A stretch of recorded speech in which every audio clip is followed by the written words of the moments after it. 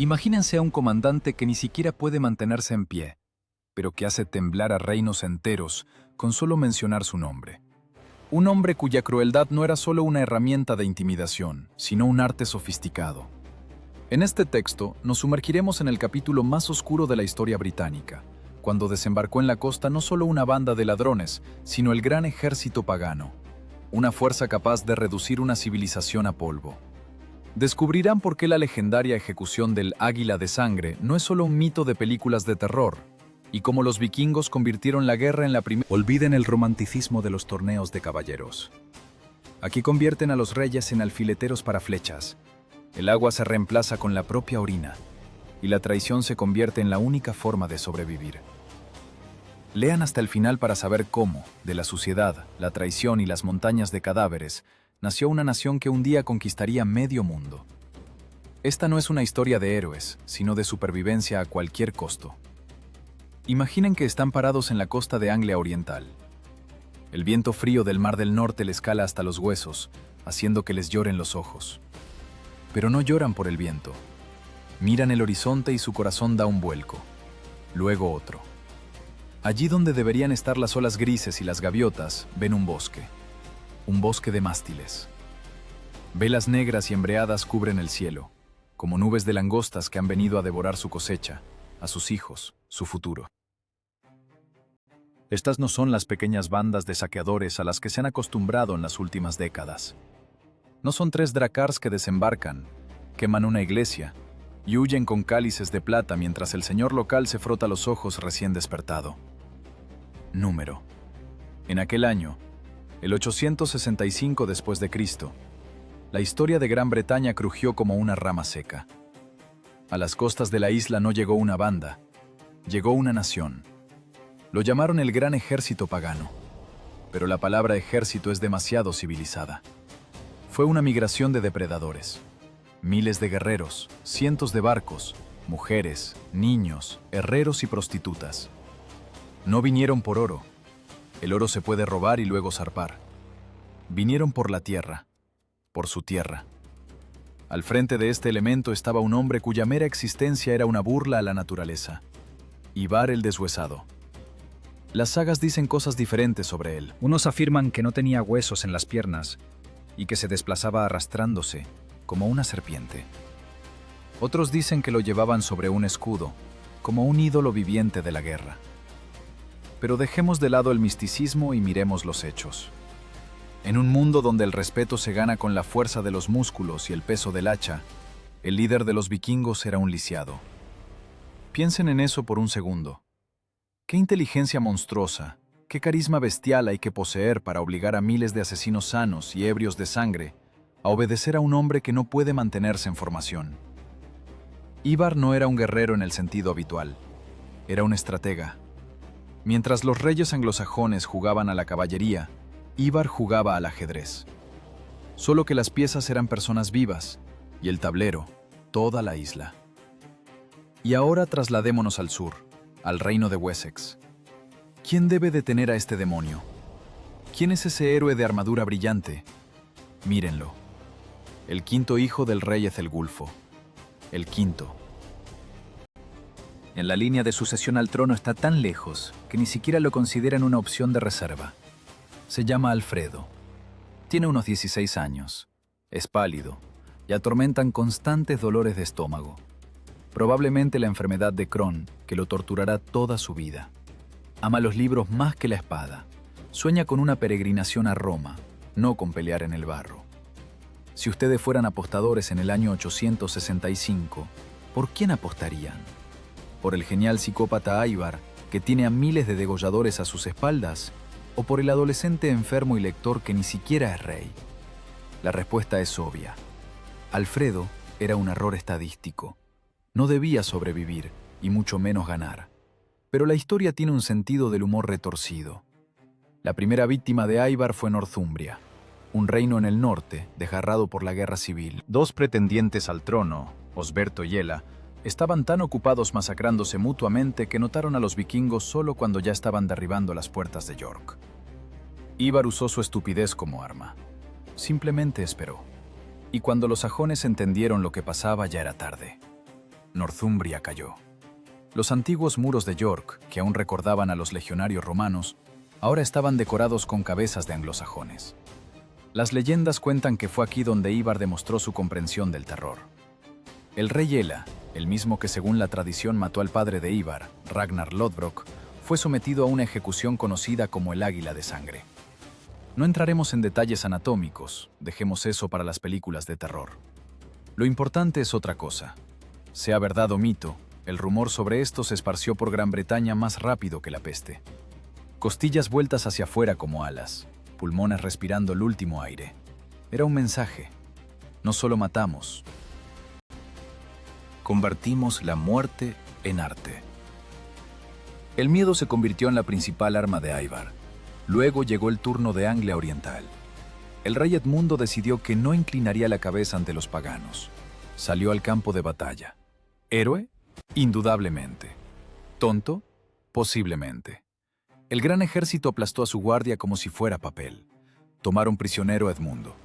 Y aquí vemos de nuevo el estilo de Ivar. No necesitaba simplemente un rey muerto. Necesitaba un ejemplo. El cronista Abón de Flory describe esta escena como si él mismo hubiera estado allí, temblando de horror. Ataron a Edmundo a un árbol. Ivar no ordenó cortarle la cabeza de inmediato. No, eso habría sido demasiado fácil. Los vikingos comenzaron a dispararle con arcos, flecha tras flecha, en los brazos, en las piernas, en los hombros. No lo mataban, hacían de él un alfiletero. La crónica dice, hasta que pareció un erizo erizado de púas. Imaginen esa escena. Las risas de los vikingos, el silbido de las flechas y las oraciones del rey, que se niega a renunciar a su fe. Ivar miraba esto con la fría curiosidad de un viviseccionista. Estaba probando el límite del espíritu humano. Al final, le cortaron la cabeza a Edmundo y, según la leyenda, la arrojaron a los arbustos. La iglesia obtuvo un mártir. Inglaterra obtuvo una lección. La resistencia no lleva solo a la muerte, sino a la agonía. Para el año 870, el mapa de Gran Bretaña estaba bañado en rojo. Northumbria destruida. Anglia Oriental destruida.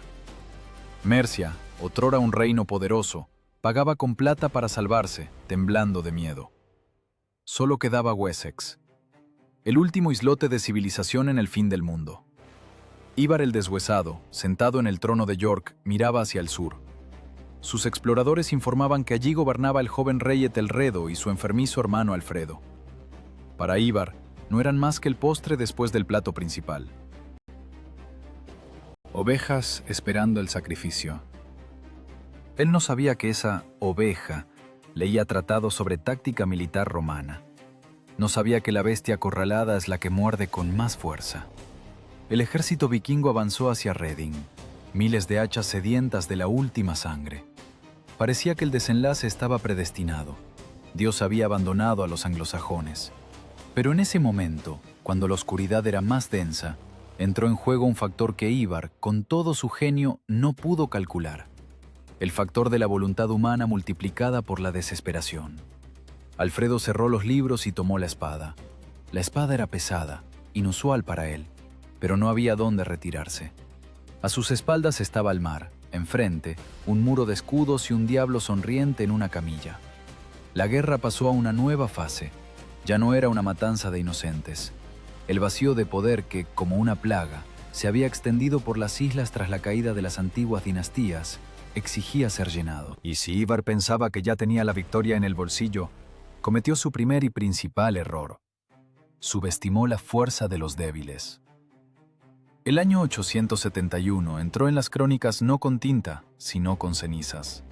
Los historiadores lo llamarán el año de las batallas. 9 grandes batallas en 12 meses. 9 veces la tierra de Wessex se convirtió en una masa sangrienta. Pero para las personas que estaban paradas aquella mañana de enero en las colinas de Berkshire azotadas por el viento, eso no era historia. Era el fin del mundo. El aire vibraba por la helada. La niebla se arrastraba por las hondonadas, ocultando el miedo en los ojos de los milicianos. La situación era ridículamente clásica, como de un manual de táctica que ninguno de los presentes había leído.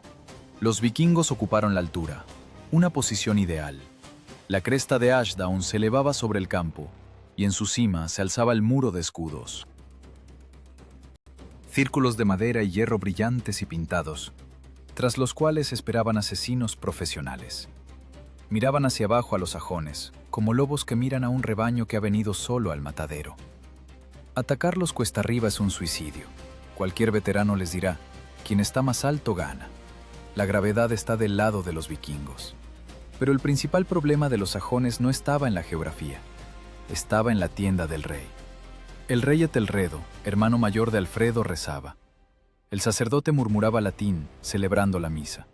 Los mensajeros irrumpían en la tienda uno tras otro. «Señor, los paganos se están formando. Señor, van a atacar ahora». La respuesta del rey fue digna de un santo, pero funesta para un comandante. No abandonaría el servicio divino hasta que terminara. No pondría lo terrenal por encima de lo celestial. Pónganse en el lugar de Alfredo. Tienen 22 años. Son príncipes pero no reyes. Ven cómo en la colina los vikingos empiezan a golpear sus armas contra los escudos. Ese estruendo rítmico y enloquecedor que hiela la sangre. Y su comandante en jefe está ocupado salvando su alma mientras el ejército se prepara para perder sus cuerpos. Cada minuto de demora acercaba la catástrofe. Los vikingos podían lanzarse al ataque cuesta abajo en cualquier momento, y entonces la avalancha de acero simplemente barrería a los sajones.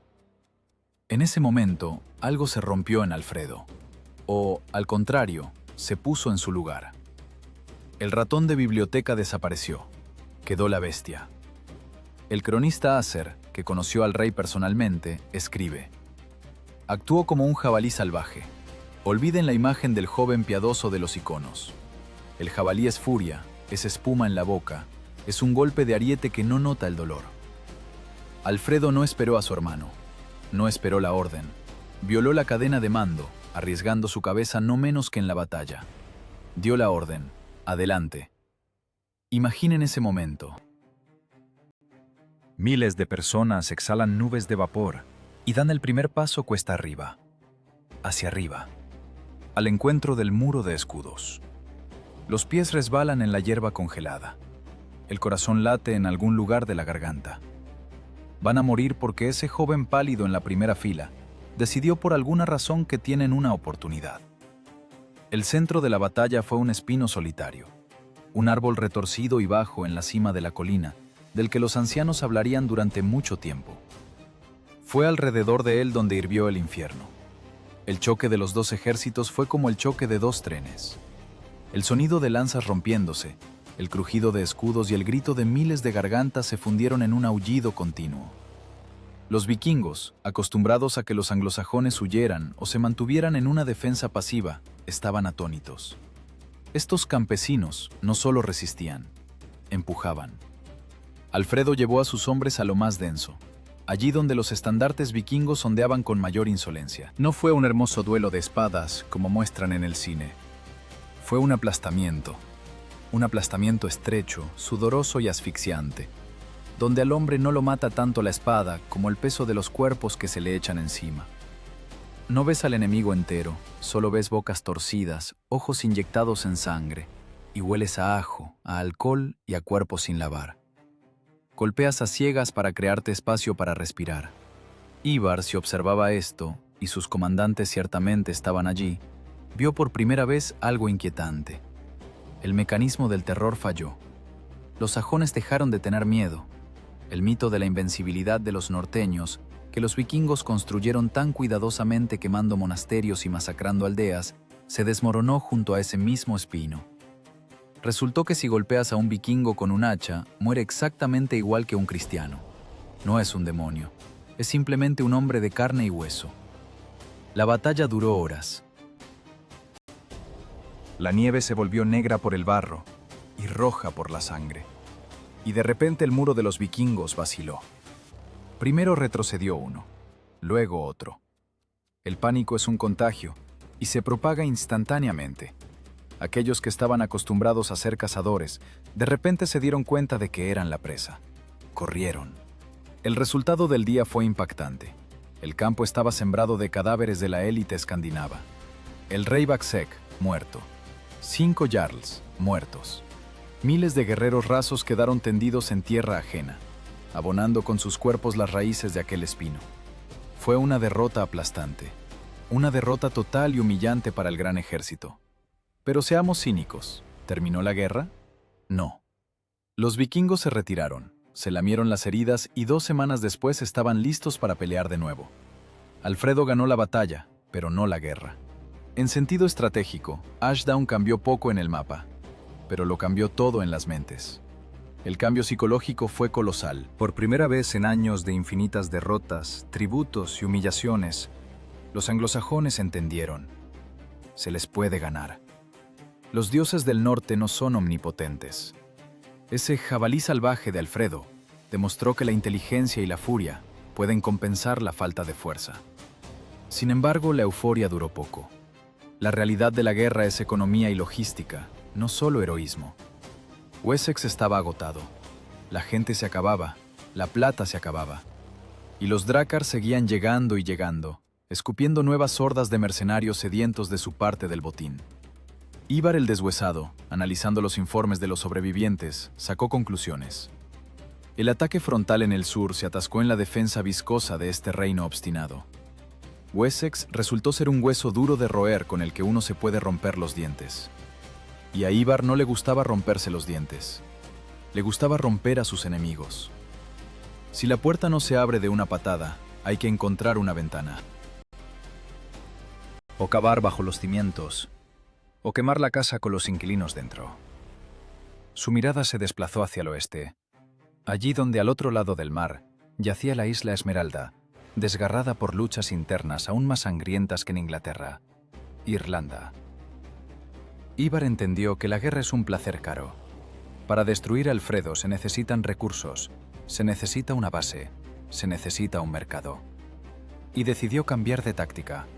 En lugar de golpearse la cabeza contra los escudos de Wessex, crearía un imperio que asfixiaría a esa isla económicamente. Mientras en Inglaterra enterraban a los muertos y se preparaban para una nueva primavera de guerra, las velas de Ivar giraron hacia el oeste. No se iba como un vencido, se iba como un hombre de negocios que cambia su estrategia de inversión. Y el lugar de su nuevo proyecto comercial debía ser Dublín, el lugar donde la vida humana tenía un precio concreto en plata. El Dublín de la década de los 870 no era una ciudad en nuestro sentido. Era una herida supurante en el cuerpo de Irlanda que pulsaba con oro y sangre. Si York era una fortaleza, Dublín se convirtió en un mercado. El supermercado más aterrador de la Edad Oscura, donde en los estantes había mercancía viva. Ivar el Deshuesado no llegó allí para descansar. Llegó para construir un imperio de nuevo tipo. Allí encontró al socio ideal, Olaf el Blanco. Imaginen ese dúo: Ivar, genio de la táctica, lisiado con ojos de serpiente, y Olaf, rey guerrero, encarnación de la fuerza nórdica bruta.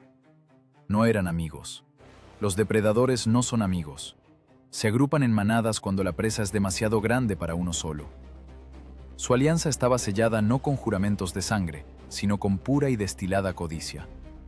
Juntos convirtieron a Dublín en un centro logístico del terror. Olviden la imagen romántica del vikingo como un aventurero libre que busca la gloria. Miren la verdad a los ojos. El vikingo es un traficante de esclavos. Las sagas callan avergonzadas sobre esto, pero la arqueología no miente. Se encuentran grilletes con más frecuencia que espadas. La economía de guerra de Ivar era simple y cínica, como una puñalada en el hígado. Un ataque a un monasterio traía oro una vez, pero si no matas a los monjes, sino que los encadenas y los vendes al califato árabe o a los mercados del Mediterráneo, obtienes una ganancia que te permitirá equipar otros 10 barcos. El hombre se convirtió en moneda, una moneda fuerte que no se devalúa. Un hombre fuerte valía tantas onzas de plata, una mujer joven, más cara, un niño, una inversión a futuro. ¿Oyen ese sonido? No es el choque de espadas, es el tintineo de cadenas. Miles de personas, celtas, sajones, pictos, pasaban por los sucios muelles de Dublín. Los despojaban de sus nombres, historia y futuro, convirtiéndolos en mano de obra sin rostro. Ivar entendió lo principal: la guerra es cara. Para mantener un ejército de asesinos profesionales, se necesita mucho dinero. Y él creó una línea de montaje. El gran ejército en Inglaterra conseguía la materia prima, los prisioneros. Dublín procesaba esa materia prima en dirhams árabes. Fue la primera corporación transnacional del norte, construida sobre huesos. ¿Y qué pasaba con Wessex? ¿Qué hacía nuestro jabalí salvaje Alfredo, mientras en el oeste nacía un imperio de esclavos? Alfredo hacía lo que cualquier rey orgulloso consideraría una vergüenza imborrable. Pagaba. Tras un año de batallas, Wessex estaba desangrado. El heroísmo es hermoso, pero con heroísmo no se alimenta a los soldados. Alfredo miró su país. Campos quemados, arcas vacías, cementerios repletos de los mejores guerreros. Y tomó una decisión por la que podrían haberlo llamado cobarde. Hizo la paz con los vikingos pagándoles un rescate. Los historiadores lo llamarán Dengeld, el oro de los daneses. Suena casi noble. En realidad era extorsión. Imaginen. Un bandido entra a su casa, golpea a su familia, rompe los muebles y ustedes le dan su billetera para que se vaya. ¿Humillante? Indudablemente. Pero Alfredo no era un héroe de epopeya, sino un pragmático. Compraba el único recurso que no se puede conseguir en batalla. Compraba tiempo. Cada onza de plata entregada a los vikingos era una inversión en supervivencia. Alfredo sabía. Volverían. Un tratado con un pagano vale menos que el pergamino en el que está escrito. Los vikingos tomarán el oro, se lo beberán, comprarán armas nuevas y volverán por más. Es inevitable, como la marea. Pero mientras ellos contaban monedas, Alfredo consiguió un respiro. 5 años de silencio. 5 años comprados al precio de la humillación de los contribuyentes. Muchos en Wessex murmuraban: «El rey paga a nuestros enemigos, patrocina a nuestros asesinos», susurraban los señores en los rincones. Y tenían razón. El oro de Wessex fluía a los bolsillos de Ivar y Guthrum, haciéndolos más fuertes. Pero Alfredo entendía que la alternativa era la destrucción total. Mejor ser pobre pero estar vivo que ser un difunto rico. Mientras en el sur Alfredo recuperaba fuerzas febrilmente, en el norte las ambiciones de Ivar alcanzaron la estratosfera. Dublín le quedó chico. Había mucha plata, miles de esclavos, pero necesitaba algo más que riqueza. Necesitaba un triunfo que inscribiera su nombre en la eternidad. Necesitaba una leyenda. La mirada de Ivar se dirigió al norte, a las tierras de los britanos. Allí, sobre una alta roca volcánica, se alzaba una fortaleza sobre la cual se componían leyendas. Altklut. Los escandinavos la llamaban Fortaleza de los Britanos. Nosotros la conocemos como Dumbarton. Capital del reino de Strathclyde, esa roca se consideraba inexpugnable. Se elevaba sobre la confluencia de los ríos Clyde y Leven, como un puño de piedra amenazando al cielo. Durante siglos, los ejércitos se estrellaban contra sus muros como olas contra las rocas. Tomar Dumbarton significaba lograr lo imposible. Para cualquier otro líder habría sido una locura. Para Ivar era un desafío. Reunió una flota. No solo un grupo de asalto, sino una armada. Junto con Olaf el Blanco guiaron sus barcos hacia el norte. Ya no era una cacería de esclavos, era una guerra de exterminio de un reino entero. Ivar iba a demostrarle al mundo que para su inteligencia no existen muros que no se puedan destruir. Hacia finales del año 870, cuando los vientos fríos ya presagiaban el invierno, las velas negras cubrieron el horizonte al pie de Dumbarton. Los defensores de la fortaleza miraban hacia abajo desde la altura de su roca y probablemente se reían. ¿Qué pueden hacer esos bárbaros contra una piedra que ha estado allí desde la creación del mundo? No sabían que abajo, entre miles de rostros feroces, en una camilla estaba sentado un lisiado que ya había calculado su perdición sin siquiera desenvainar la espada. Comenzaba el asedio que entraría en los libros de historia militar como ejemplo de paciencia absoluta, fría y despiadada. Ivar no iba a asaltar el cielo, iba a obligar al cielo a caer a la tierra. Ante ustedes está Dumbarton, 2 enormes rocas de basalto saliendo del agua, como dientes de dragón. Entre ellas, una depresión donde se apiñan construcciones, palacios y almacenes. No es solo un castillo, es una anomalía geológica convertida en fuerte. Los muros aquí son una formalidad superflua. La propia naturaleza le dijo no a cualquiera que intentara subir. El rey de los britanos, Ardgal, miraba hacia abajo desde su altura y se sentía seguro. Durante siglos pictos, escotos y sajones rompieron allí sus lanzas. ¿Por qué estos salvajes del norte tendrían más éxito? Pero Artgal cometió el error clásico del hombre civilizado. Juzgó al enemigo por su ropa y no por sus ojos. Veía bárbaros con pieles. Ivar, en cambio, miraba la roca no como un guerrero que busca gloria en duelo, sino como un ingeniero que busca el punto de fallo de la estructura. El asedio de Dumbarton es una clase magistral de genio militar. Ivar entendía. Asaltar una pared vertical bajo una lluvia de piedras y flechas es cosa de idiotas. Los héroes muertos no traen ganancias. Eligió la táctica de la boa constrictor. Estrangulamiento lento y metódico. Los vikingos rodearon la roca. La flota bloqueó la salida al mar. Los destacamentos en tierra cortaron todos los senderos. Y comenzó la fase más terrible de la guerra, la espera. 4 meses. 120 días. Intenten imaginar ese tiempo. Abajo, en el campamento vikingo, humo de hogueras, carne asada, cerveza y risas. No tienen prisa. Simplemente viven, disfrutando de la vista. Y arriba, en la trampa de piedra, el tiempo fluye de manera muy distinta. Las reservas de comida se agotan, pero el hambre es la mitad del problema. Un hombre puede vivir sin comida semanas. El verdadero horror llegó cuando se secó el pozo.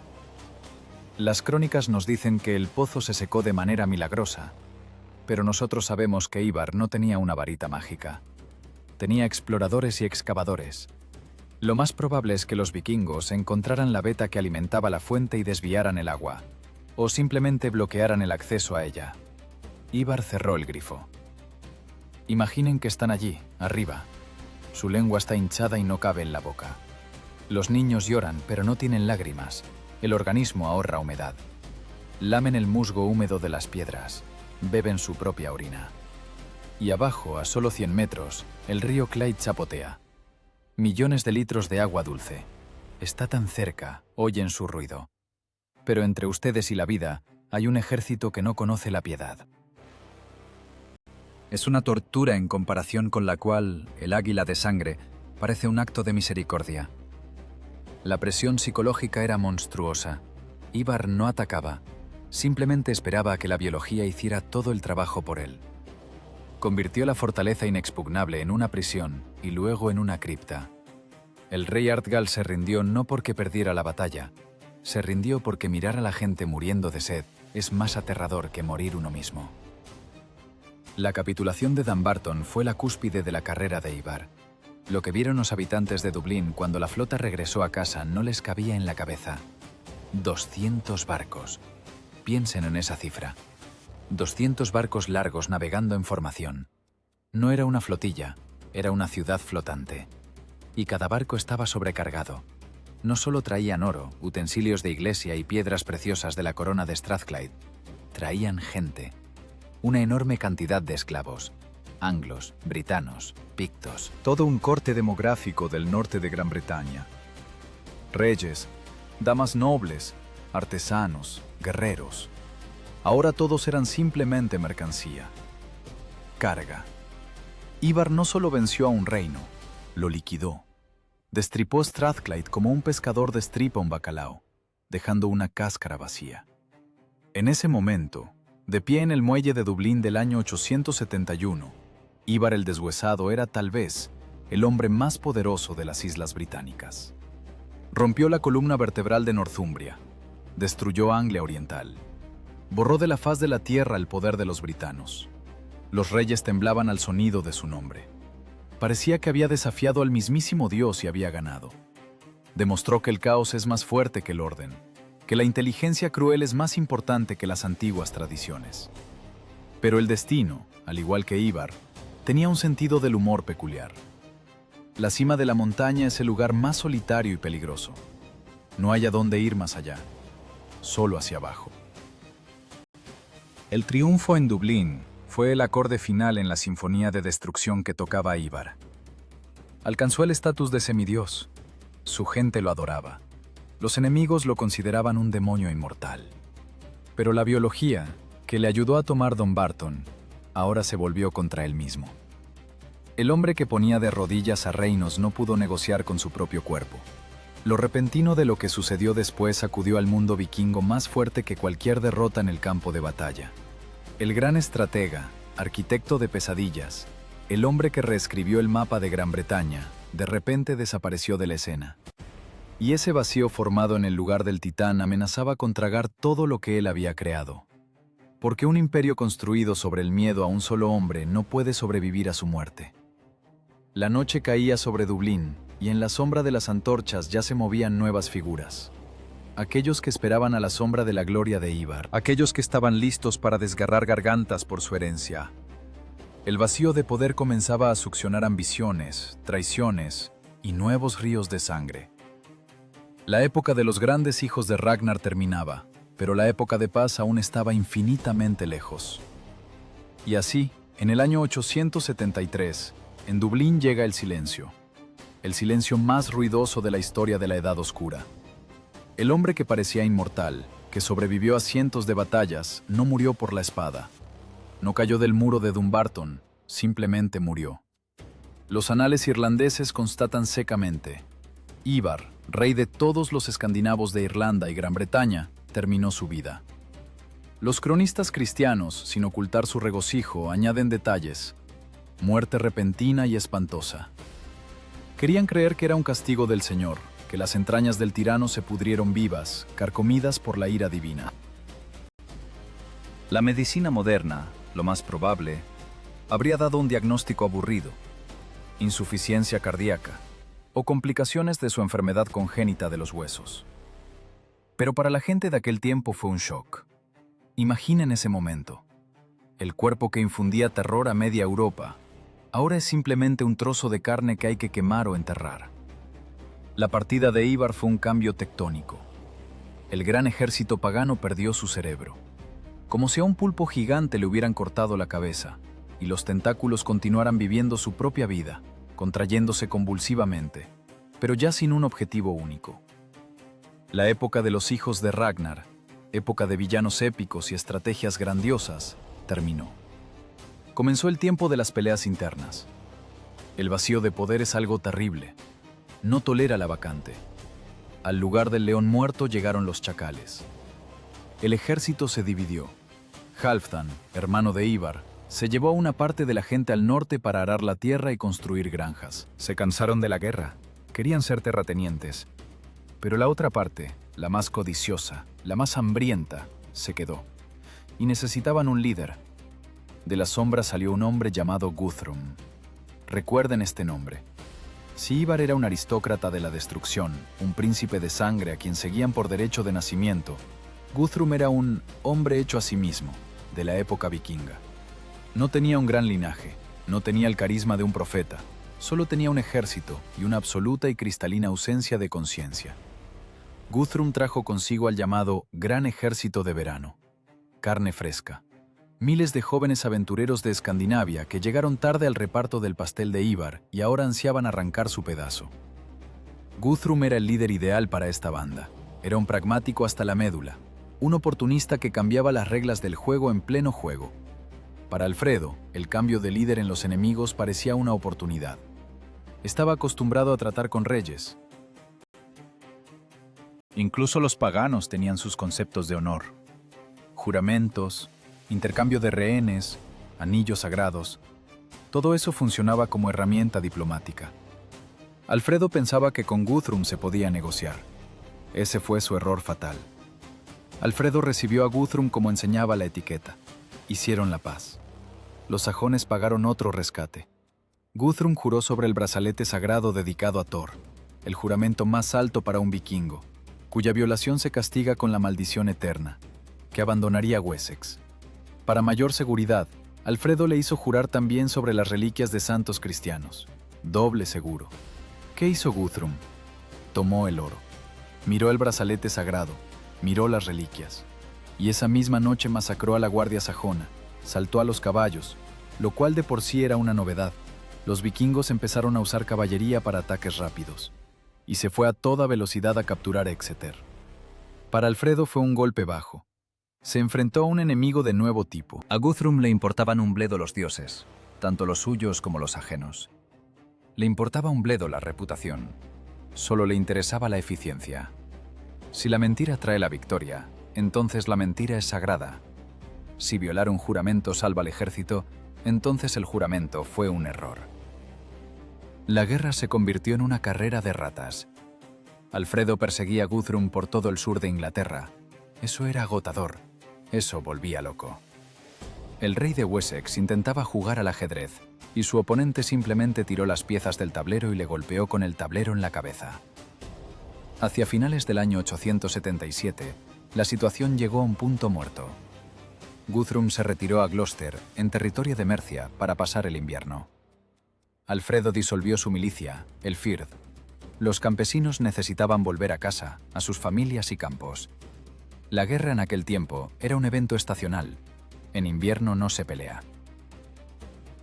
En invierno, los caminos se embarran, El lodo se vuelve impasable, y el frío mata más rápido que la espada. Existía un pacto de no agresión tácito con la naturaleza. Todos se fueron a celebrar la Navidad. Alfredo, cansado pero seguro de que hasta la primavera estaba a salvo, se dirigió a su finca real en Chippenham. Planeaba pasar la noche de Reyes al calor, con vino y oraciones, celebrando el nacimiento del Salvador. No sabía que en Gloucester, a solo unos días de camino, Guthrum miraba las colinas nevadas y no veía un obstáculo, sino una oportunidad. El vikingo razonaba de forma simple. Si el enemigo piensa que en invierno no se puede atacar, significa que precisamente en invierno hay que atacar. Guthrum decidió cometer un sacrilegio que no se le habría ocurrido ni siquiera a Ivar. Decidió convertir la fiesta cristiana más luminosa en un baño de sangre. Mientras Alfredo escuchaba himnos navideños, el acero ya se afilaba y los caballos mordían los frenos. El viento frío traía del norte el olor de la catástrofe, pero en la cálida sala de Chippenham nadie lo sintió. La despreocupación del mundo civilizado ante el pragmatismo bárbaro estaba a punto de costarle demasiado caro al rey. Fue la noche en que Dios pareció haber dado la espalda definitivamente a los ingleses. 6 de enero, año 878. La noche de Reyes. Un tiempo sagrado. En la finca real de Chippenham, el aire estaba pesado por el olor a carne asada, ramas de abeto y vino barato. La guardia cabeceaba. Los señores se desabrochaban los cinturones, eructando y alabando a Cristo. Pensaban que la guerra dormía hasta la primavera. Creían en las reglas. Pero Guthrum tenía su propio calendario. El infierno no se abrió desde el cielo, sino desde las puertas de la fortaleza, que de repente se abrieron hacia adentro bajo los golpes de los arietes. Guthrum no solo violó la tregua invernal, cometió sacrilegio atacando en plena fiesta sagrada. Fue un golpe maestro de un sociópata. Mientras los sajones levantaban copas, los vikingos levantaban hachas. El banquete festivo se convirtió en una matanza en cuestión de minutos. El vino se mezcló con la sangre en la paja del suelo. Los gritos de los moribundos ahogaron los himnos navideños. El reino de Wessex, el último estado libre de Gran Bretaña, dejó de existir en una noche. No es una hipérbole, es un hecho. La estructura de poder se desmoronó como un castillo de naipes. Los aristócratas, esos mismos valientes señores que juraban lealtad, o murieron, o lo que es peor, huyeron al otro lado del mar, a Francia. Muchos se apresuraron a doblar la rodilla ante el nuevo amo, esperando conservar al menos la vida. Pero el premio principal se le escapó de las manos a Guthrum. En el caos de la masacre, entre el humo y el pánico, un pequeño grupo de jinetes se abrió paso por las puertas traseras. Alfredo huyó. Rey sin corona, comandante sin ejército, gobernante sin tierra. Galopaba en la noche, escuchando a sus espaldas cómo se consumía su pasado. ¿A dónde huir cuando todo el país está ocupado por el enemigo? Alfredo dirigió su caballo hacia donde no sobreviviría ninguna persona normal. A los pantanos de Somerset, a Athelney. Imaginen ese lugar. No es la comarca de los cuentos de Tolkien. En el invierno del año 878 era un infierno helado. Pantanos interminables, agua negra estancada, matorrales de alisos y sauces ocultos por la niebla. Aquí no se podía caminar, solo arrastrarse o navegar en barcazas de fondo plano. Aquí reinaban la humedad, la fiebre y el hambre. Y fue precisamente aquí, en una diminuta isla seca en medio del Senegal, donde se refugió el último rey de Inglaterra. Fue el punto más bajo de su caída, el fondo absoluto. Ayer dormía sobre sedas y hoy temblaba bajo una capa agujereada, escuchando el chapoteo del agua, por si venía una patrulla vikinga. A este periodo pertenece la famosa leyenda de los pasteles quemados. Seguramente habrán escuchado esa anécdota. El rey de incógnito pidió pasar la noche en la cabaña de una campesina, o esposa de un porquero. La mujer le ordenó vigilar el pan en el horno, y ella se fue. Alfredo, sumido en pensamientos sombríos, se olvidó de la comida y los pasteles se quemaron. La dueña al regresar lo regañó como a un completo idiota, sin saber a quién tenía enfrente. ¿Por qué sobrevivió esta historia 1000 años después? No porque sea una anécdota culinaria, es la metáfora perfecta de su estado mental. Pónganse en su lugar, han perdido todo. Su familia está en peligro, su pueblo esclavizado, su fe es objeto de burlas. Están sentados junto a un fuego ajeno, mirando las brasas, y en su cabeza da vueltas una sola pregunta. ¿Cómo vencer a lo invencible? ¿Qué importa el pan? Alfredo en ese momento no era capaz de realizar el trabajo más simple, porque su mente resolvía una ecuación con 1000 incógnitas. Pensaba en la supervivencia de la nación, no en el desayuno. Pero precisamente en ese barro, entre juncos y desesperación, ocurrió la transformación. El viejo Alfredo, ratón de biblioteca y monarca piadoso, murió en los pantanos de Athelney. Nació alguien más. Entendió. Ya no se puede jugar según las reglas. La caballería ha muerto. El honor es un lujo para los vencedores. Para vencer a los vikingos, hay que convertirse en vikingo. O incluso en algo más. Hay que convertirse en un fantasma. Alfredo comenzó una guerra de guerrillas. En lugar de reunir grandes destacamentos, fáciles de detectar y aplastar, creó una red de grupos pequeños. Actuaban como avispas, picar y desaparecer. Atacar un convoy, cortar la garganta a los centinelas, quemar suministros y disolverse en la niebla de los pantanos que solo conocían los locales. Convirtió el paisaje en su arma. Los pantanos que parecían una prisión se convirtieron en fortaleza. Cada día, él y sus hombres realizaban incursiones. No buscaban gloria en combate abierto, se dedicaban al terror. Infundían miedo a los invasores. Los vikingos, acostumbrados a ser cazadores, de repente se sintieron presa. Salían del campamento a orinar y encontraban una flecha en la garganta. Enviaban recolectores por grano, y estos no volvían, o volvían por partes. Alfredo aprendía a ser despiadado. Robaba comida a quienes colaboraban con el enemigo. Mataba sin advertencia. Era un trabajo sucio y sangriento, no digno de canciones de trovadores, pero funcionaba. Los rumores se arrastraron por las aldeas. El rey está vivo, no nos ha abandonado, está luchando. La esperanza es algo peligroso, es más contagiosa que la peste. En el Wessex ocupado la gente comenzó a levantar la cabeza. Los campesinos escondían el grano de los recaudadores de impuestos de Guthrum. Los herreros forjaban puntas de lanza a escondidas. En los bosques se reunían los restos no aniquilados del Firth. Alfredo en los pantanos de Athelney no se dedicaba solo a sobrevivir. Se dedicaba al marketing de la resistencia. Enviaba mensajeros con un solo mensaje. Prepárense, la hora está cerca. Usó su conocimiento del terreno y su conocimiento de la psicología. Guthrum estaba sentado en la comodidad de los palacios capturados, engordando y relajándose, creyendo que la victoria ya estaba en el bolsillo. Pensaba que el rey se había podrido en el pantano, pero la primavera del año 878 trajo no solo calor, trajo un sentimiento que los vikingos habían olvidado hacía mucho, la inseguridad. La tierra bajo sus pies comenzó a arder. Cada sombra en el bosque podía ocultar la muerte. Hacia mayo los pantanos comenzaron a secarse. El tiempo de la defensa terminó. Alfredo, endurecido por meses de privaciones, con el rostro curtido y ojos que habían visto demasiada oscuridad, tomó una decisión. Era hora de jugárselo todo. O recuperaba su reino de un solo golpe, o moría intentándolo. No más medidas a medias. Nada de oro por la paz. Solo acero. Fijó un lugar de reunión. No en la capital, no en una fortaleza. Junto a una piedra solitaria en la frontera de 3 condados. La piedra de Egberto. Era el punto de no retorno. la señal que esperaban todos los que aún no habían perdido la fe. De los bosques, de los pantanos, de las granjas lejanas comenzó a salir gente. No iban por obligación, iban porque el fantasma había regresado para exigir venganza.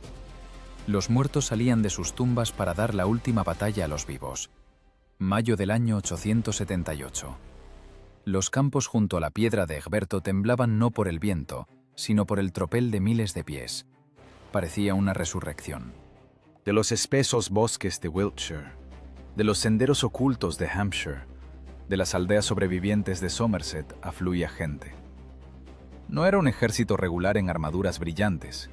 Eran los fantasmas de los que susurraban los vikingos. Hombres con mejillas hundidas, en cotas de malla oxidadas quitadas a los cadáveres de sus padres, con hachas en las que aún no se había secado la sangre de las escaramuzas invernales. Alfredo estaba junto a la antigua piedra y miraba ese mar de gente. La crónica dice: lo recibieron como si hubiera resucitado de entre los muertos y se llenaron de gran alegría. Pero seamos honestos, no era la alegría de una fiesta. Era la alegría histérica de personas condenadas a muerte a quienes de repente les dieron armas en las manos y la oportunidad de llevarse al verdugo con ellos. No tenían convoyes ni plan de retirada. Era un boleto de ida. Todo o nada. El rey puso todo en juego: su vida, la corona y la existencia misma de la nación inglesa. El ejército avanzó hacia Edington. Guthrum, atrincherado en una altura dominante, probablemente no creyó lo que veía. Consideraba a Wessex un cadáver que solo quedaba descuartizar, y el cadáver de repente se levantó y vino por él. El vikingo, acostumbrado a ser depredador, descubrió repentinamente que el bosque, que consideraba su coto de caza, había engendrado un ejército de vengadores. Pero Guthrum no era un cobarde, era un profesional. Sacó a sus veteranos, la vieja guardia, que había viajado con él desde Dinamarca hasta Repton, y los formó en un muro de escudos en la cresta de la colina. La batalla de Edington no es una esgrima elegante. Olviden todo lo que han visto en las películas de Hollywood, donde los héroes saltan y giran. La realidad de la Alta Edad Media es un aplastamiento. Es rugby donde en lugar de balón está tu vida, y los jugadores están armados con hachas.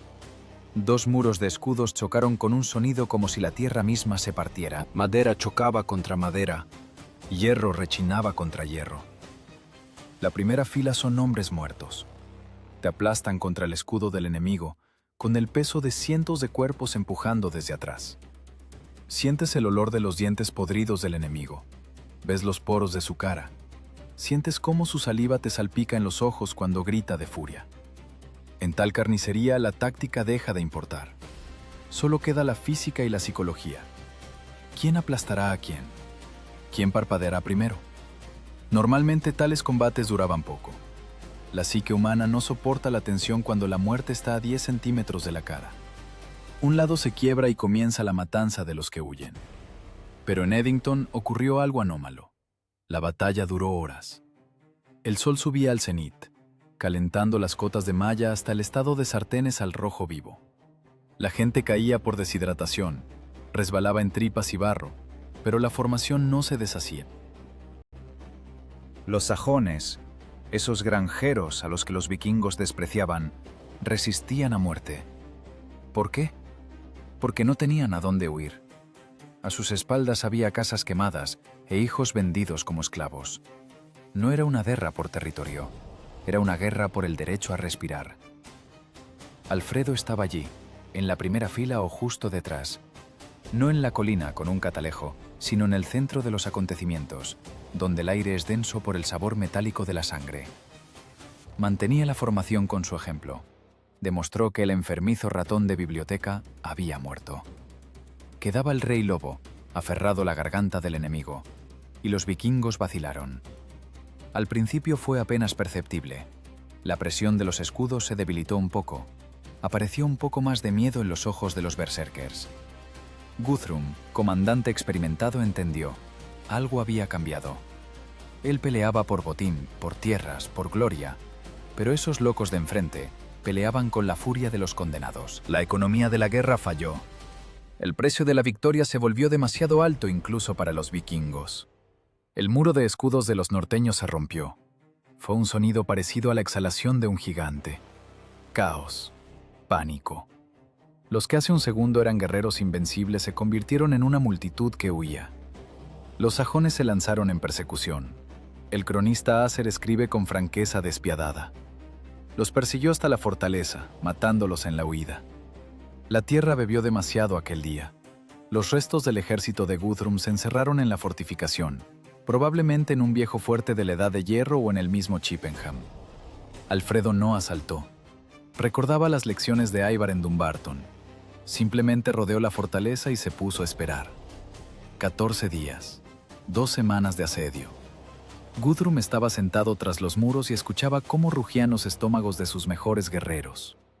Se comieron todas las provisiones. Se comieron los caballos. Empezaron a mirar las correas de cuero y a pensar si se podían hervir. El orgullo de los vikingos se estrelló contra la fisiología banal. El frío, el hambre y el miedo. Esos fueron los 3 jinetes que quebraron el espíritu del gran ejército. Fue el fin. Pero no el fin que todos esperaban. Según la lógica de aquel tiempo, Alfredo debía entrar en la fortaleza y degollarlos a todos. Hacer una pirámide de cabezas, como habría hecho Ivar. Vengar Chippenham, Reading, todas las humillaciones. La multitud exigía sangre. Pero Alfredo no era simplemente un vengador, era un arquitecto. Entendía que un Guthrum muerto es solo un cadáver, y a su lugar vendrá un nuevo líder del otro lado del mar. Pero un Guthrum vivo, quebrado y debiendo la vida, puede convertirse en algo más útil, una herramienta. Guthrum salió por las puertas, flaco, sucio, humillado. Entregó las armas, entregó rehenes, los jarls más nobles, y aceptó una condición que para un pagano sonaba absurda, como una broma del vencedor. Alfredo no exigió oro, ni tierras. Exigió el alma de Guthrum. «Aceptarás mi fe», dijo el rey. «Te harás cristiano». Para un vikingo esto podía parecer una simple formalidad. Sumergirse en el agua, murmurar palabras, recibir un regalo, una camisa blanca y tal vez oro del padrino. Los vikingos a menudo se bautizaban por comercio o regalos, y luego seguían rezando a Thor. Pero Alfredo no era ingenuo. No preparaba un rito religioso. Preparaba la mayor transformación política del siglo. La victoria en Edington fue un milagro. Pero lo que Alfredo planeó hacer con el enemigo vencido era mucho más complejo que simplemente agitar un hacha. Iba a volver a forjar a la bestia salvaje en un perro guardián que protegería las fronteras de su nuevo mundo. Las espadas se desafilaron, y llegó el momento de un arma mucho más afilada y despiadada: la burocracia y la diplomacia. La guerra pasaba de la fase de destrucción a la fase de construcción, y los cimientos de esta construcción debían estar mezclados con agua bendita y cálculo frío. La ceremonia de bautismo en Wedmore, que siguió a la batalla, fue el mayor espectáculo de la época. Imaginen esa escena. Guthrum, el azote de Dios, asesino y saqueador, parado con ropas blancas de neófito. Alrededor, obispos, olor a incienso y cánticos solemnes. Alfredo, el hombre que hace 2 semanas soñaba con clavar la cabeza de Guthrum en una pica, ahora está parado a su lado como su padrino. No se dejen engañar por la imagen piadosa de los libros eclesiásticos. No fue una iluminación espiritual. Guthrum no vio la luz de la verdad. Vio la única forma de conservar su cabeza sobre los hombros. Alfredo, por su parte, realizaba un acto de magia política. Al aceptar el bautismo, Guthrum dejaba de ser un enemigo externo, un monstruo pagano con el que no se puede negociar. Se convertía en parte del sistema. Recibía un nuevo nombre: Athelstan. Se convertía en vasallo. Fue una jugada genial. Alfredo no solo venció al enemigo, lo hackeó. Integró el virus en su sistema operativo, haciéndolo antivirus.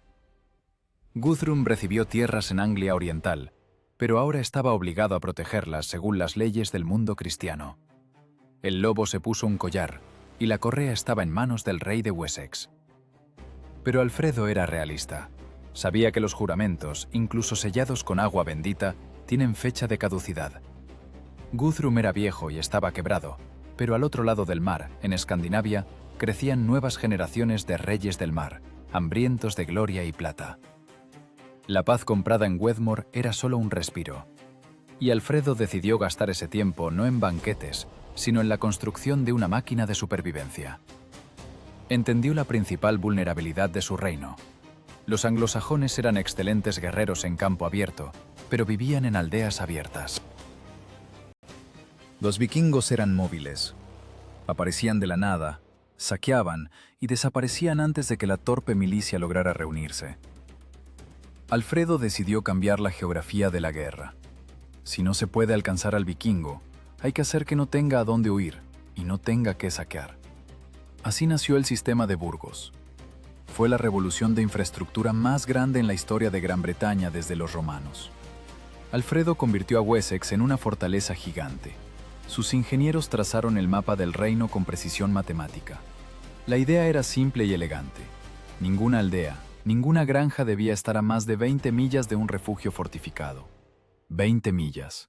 Es un día de marcha a pie. Esto significaba que en caso de alarma cualquier campesino podía llegar a refugiarse tras los muros antes del atardecer. Todo el país se convirtió en una obra en construcción. Miles de personas que antes sostenían un arado, ahora tomaban palas y picos. Cavaban fosos, levantaban empalizadas, restauraban viejos muros romanos en Winchester y Exeter, construían nuevos terraplenes en Oxford y Wallingford. El aire se llenó de polvo y golpes de hachas. Pero construir muros es la mitad del trabajo. Alguien debe defenderlos. Y aquí Alfredo se mostró no como un guerrero, sino como un burócrata despiadado. Creó un documento que los historiadores llamarán Bargal Hydage. Era una aburrida hoja de contabilidad que salvó a la nación. En ese documento no había sagas heroicas, había números. Alfredo calculó la longitud de los muros de cada fortaleza y calculó cuánta gente se necesitaba para su defensa. La fórmula era estricta: 4 hombres por cada 5 yardas y media de muro, ni más ni menos. Reescribió el contrato social. La tierra ahora no se daba simplemente así. ¿Posees tierra? Paga impuesto con gente. Cada haid de tierra, medida de superficie, estaba obligada a presentar y mantener a un combatiente. Fue una militarización total de la sociedad. Alfredo creó un ejército permanente y una red de guarniciones que se mantenían a costa de los contribuyentes. ¿Le gustaba esto a la gente? Oh, lo odiaban. Los señores murmuraban que el rey los asfixiaba con impuestos. Los campesinos gemían por el trabajo forzoso. Alfredo se convirtió en tirano por su propio bien. Les quitaba la libertad de holgazanear para regalarles el derecho a vivir. Imaginen la decepción de los vikingos que navegaron a Wessex un par de años después. Antes veían monasterios ricos e indefensos, parados como manzanas maduras listas para caer en las manos. Ahora ante ellos había muros, por todas partes. Donde quiera que se metieran, los recibía una empalizada, un foso y una guarnición que no dormía. La guerra cambió. El saqueo es divertido. Desembarcas, matas, robas, te vas. El asedio es aburrido, peligroso y caro. Estar sentados meses en el barro bajo los muros, muriendo de disentería, mientras los defensores se ríen de ustedes desde arriba. Los vikingos eran pragmáticos, buscaban presa fácil. Alfredo hizo difícil la presa. Le quitó la rentabilidad a la guerra. Ironía del destino. Los salvajes paganos buscaban oro, pero encontraron lo único que temían más que a la muerte: la burocracia. El enfoque sistémico de Alfredo molió el caos de Ibar. El rey entendió que no gana el que golpea más fuerte con el hacha, sino el que tiene mejor logística. Las ciudades fortificadas, los burgos, se convirtieron no solo en bases militares, se transformaron en centros de comercio. Tras los muros seguros florecieron los mercados. Los artesanos, cansados de temblar de miedo en los bosques, acudieron a las ciudades. Donde antes había solo soldados, aparecieron casas de moneda. Alfredo comenzó a acuñar nueva moneda, restaurando la economía. La plata que antes se iba en pagar a los vikingos, ahora trabajaba dentro del país. El rey guerrero se convirtió en rey arquitecto. Invitaba a científicos, traducía libros del latín al inglés, obligaba a sus jueces a aprender a leer y escribir bajo amenaza de despido. Construía una nación con ladrillos, leyes y palabras. Entendía que no basta con arrebatar la tierra al enemigo, hay que poblarla de significados, de lo contrario, seguirá siendo un páramo. Pero el tiempo es el enemigo más cruel, al que no se puede vencer ni con un muro de escudos, ni con altos muros de burgos. La enfermedad que atormentó a Alfredo toda su vida minaba sus fuerzas. Hacia finales del siglo IX, el gran rey sentía que su guardia llegaba a su fin. Miraba sus muros, sus leyes, sus libros, y se hacía una sola pregunta: ¿resistirá todo esto cuando él ya no esté? El edificio estaba construido, pero los cimientos aún estaban frescos. Wessex sobrevivió, pero Inglaterra aún no había nacido. El norte y el este aún hablaban en danés. Allí gobernaban jarls, y sus espadas no se habían oxidado. Alfredo ganó tiempo, pero la batalla por el futuro de la isla apenas comenzaba. Y librar esa batalla ya no le correspondería a él. Al morir, Alfredo sabía que dejaba a sus hijos no solo una corona, sino una espada que no se puede envainar. Les dejó los planos de un imperio y las instrucciones de supervivencia en un mundo donde la debilidad es un pecado mortal. Se preparaba para salir a escena una nueva generación, niños criados bajo el sonido de cuernos de alarma, que no conocían la paz, pero sabían cómo ganar. Y entre ellos estaba aquella que superaría a muchos reyes hombres. 26 de octubre, año 899. Winchester se sumió en el luto, pero junto con el llanto de las plañideras en el aire flotaba un miedo pesado y pegajoso. Alfredo murió. El arquitecto que sostenía el cielo para que no cayera a la tierra se fue. Tenía solo 50 y tantos años, pero la guerra envejecía a los reyes más rápido que el tiempo. Murió sabiendo la terrible verdad: el trabajo no está terminado.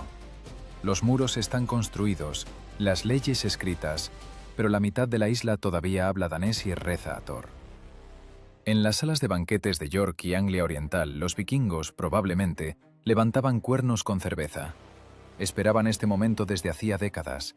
Pensaban que Wessex era un teatro de un solo actor, que con la muerte del líder carismático, todo este complejo sistema de burgos, impuestos y milicia se derrumbaría como un castillo de naipes. Esperaban una guerra civil, disputas por la herencia, debilidad. Se equivocaron. Fatal. Catastróficamente se equivocaron. Alfredo dejó tras de sí no solo un reino, dejó un equipo. Y tal vez por primera vez en la historia, el mejor hombre en este equipo resultó ser una mujer. Conozcan a los hijos de Alfredo. Eduardo, apodado el Viejo, ocupó el trono de Wessex. Era un militar competente, duro y metódico. Pero la verdadera sorpresa para los vikingos fue su hermana, Ethelfleda. La historia la conoce como la Señora de los Mercios. Olviden los cuentos de princesas que bordan junto a la ventana y esperan ser salvadas.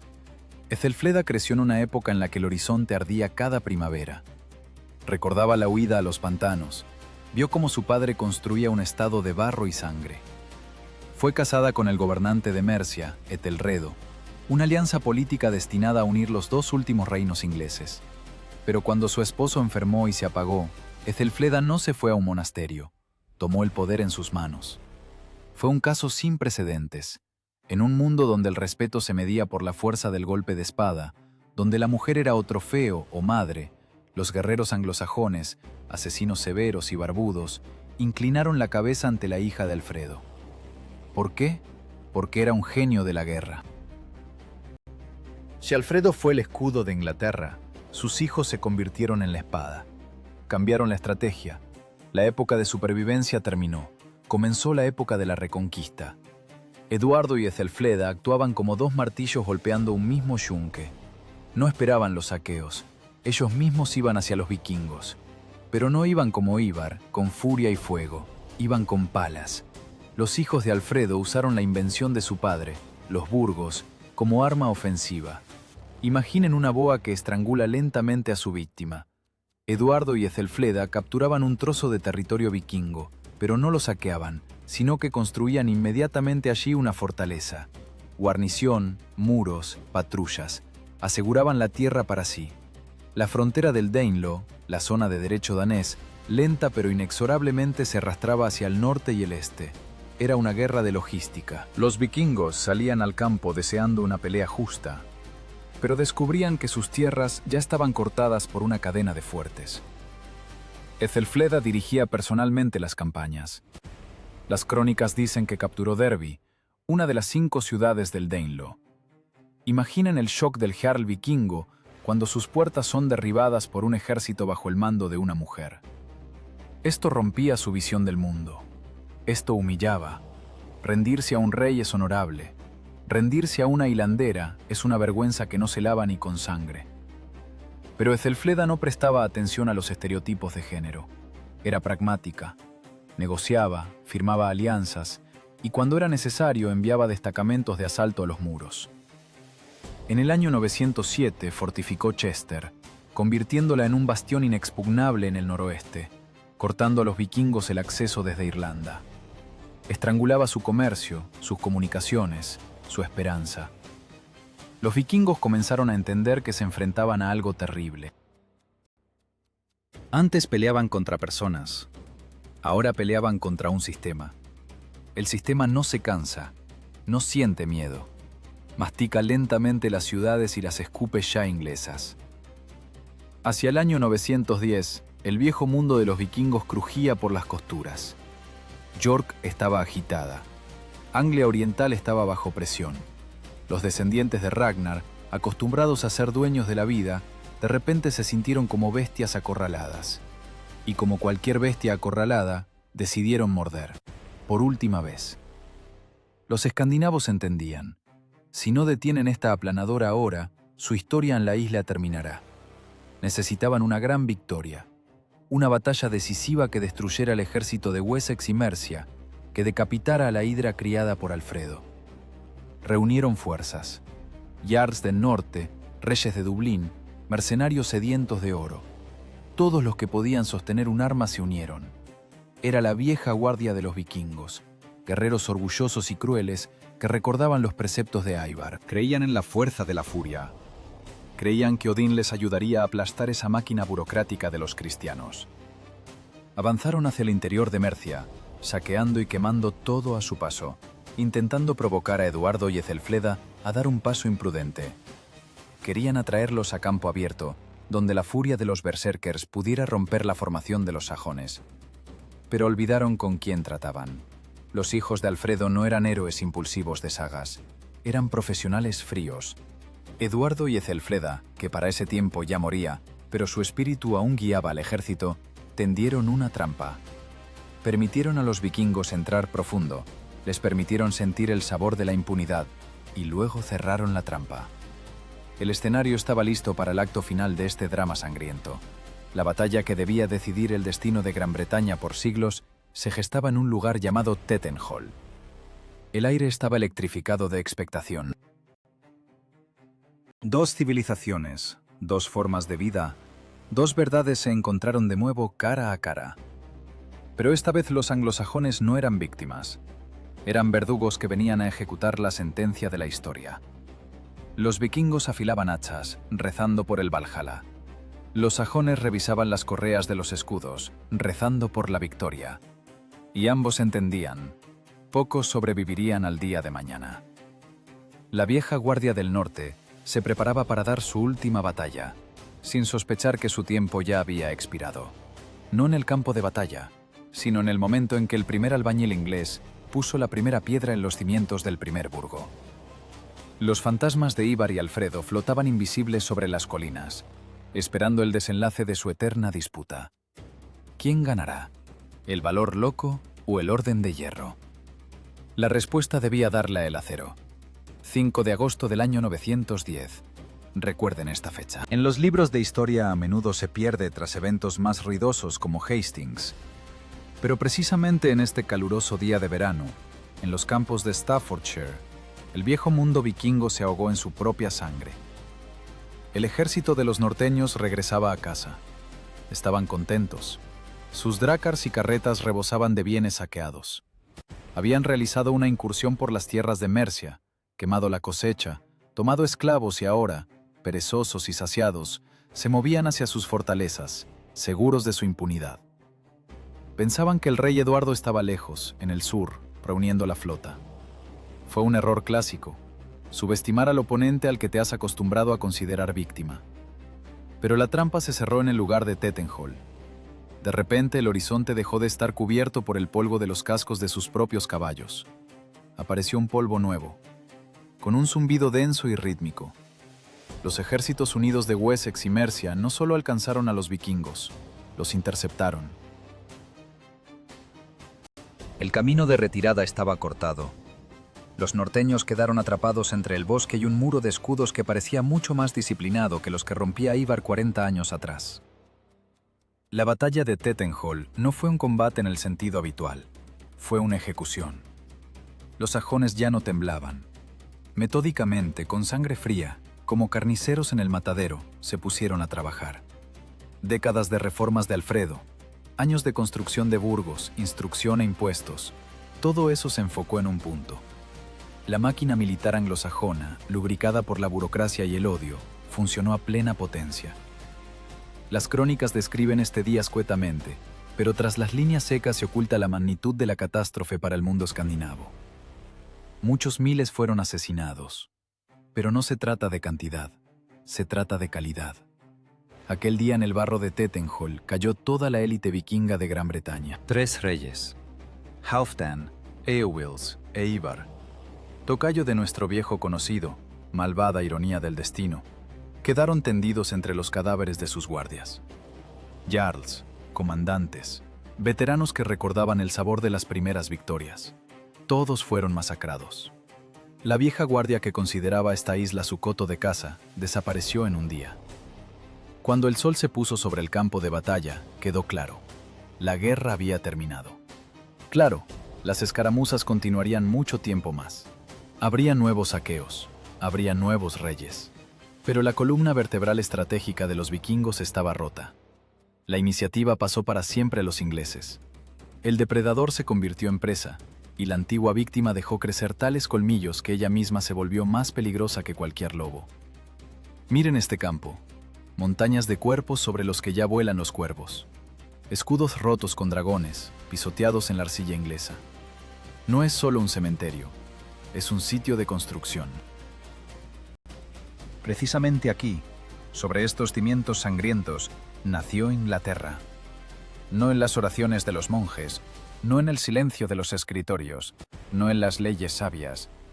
Inglaterra nació en el momento en que el hombre civilizado entendió: para vencer al bárbaro hay que volverse más eficiente en el arte de matar que el propio bárbaro.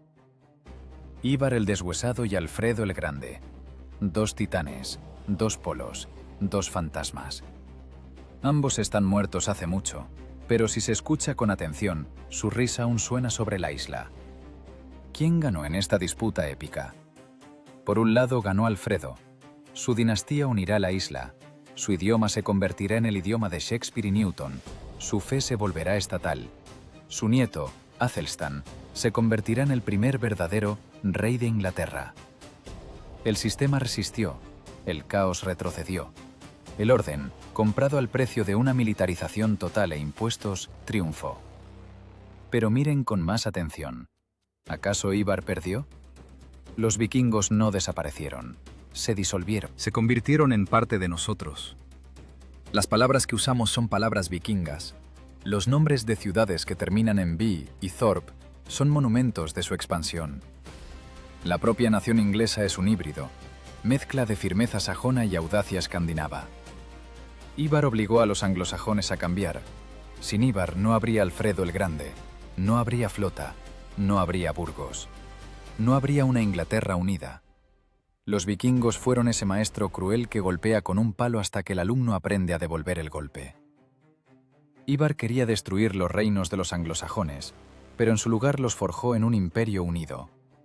Vino a destruir la civilización, pero la obligó a reinventarse, más dura, más mala, más viable. Esa es la lección principal de aquellos años oscuros. La comodidad engendra debilidad. Solo una amenaza existencial, parada en el umbral con un hacha en la mano, es capaz de obligar a una sociedad a movilizarse y lograr lo imposible. Dejamos una Gran Bretaña del siglo X transformada. Ya no es una tierra fragmentada de granjeros asustados. Es un estado fortaleza, una isla que asimiló la lección. La paz es solo una pausa entre guerras. Y para que esa pausa dure más, hay que estar listo para morder la garganta a cualquiera que atente contra tu costa. Los fantasmas de Ivar y Alfredo pueden finalmente calmarse. Hicieron su trabajo. Crearon una nación que en el futuro construirá el imperio más grande en la historia de la humanidad. Una nación de comerciantes y guerreros, poetas y piratas. Una nación por cuyas venas corre la sangre de ambos bandos, tanto de los que defendían los muros como de los que los asaltaban. La historia cierra este capítulo, pero deja abierta la pregunta principal. Miren el precio que hubo que pagar. Generaciones criadas en el miedo, una cultura impregnada de paranoia y militarismo, libertad cambiada por la seguridad de muros de piedra. Y ahora, mirando el nacimiento de este gran estado del barro, las temizas y la traición, pregúntense, ¿vale la grandeza del Estado convertirse en un monstruo capaz de devorar a sus propios enemigos? ¿O la verdadera victoria habría sido seguir siendo humano, incluso al precio de la derrota?